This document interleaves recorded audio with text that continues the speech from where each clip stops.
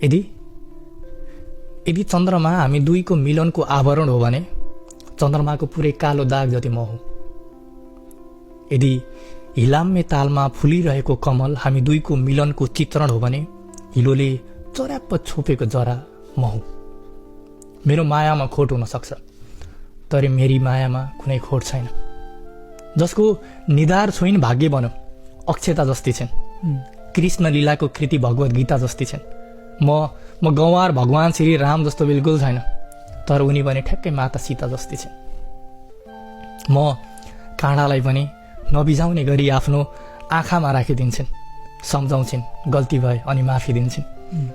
शीतल शान्त केही हेर्न मन लागे जुनलाई हेर्दा हुन्छ, अनि जुनलाई पनि हेर्दा चित्त नबुझे उनलाई हेर्दा हुन्छ।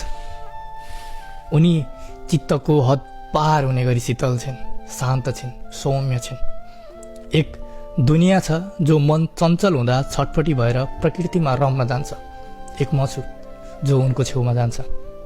साना तिना कविता छोड भव्य लेखिदिन्थे, भूत वर्तमान अनि भावी ताव्य लेखिदिन्थे।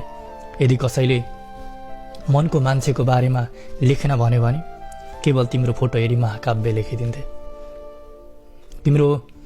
तिम्रो आत्माको सुन्दरताको व्याख्या गर्नु भगवानको आवरणलाई अङ्कमा तुलना गरे सरह हुन्छ। यो अपमान गर्ने नैतिकता, यो अपमान गर्न मेरो नैतिकताले दिँदैन। माया सानो जिब्रो ठुलो बोली खासै भन्नु केही छैन।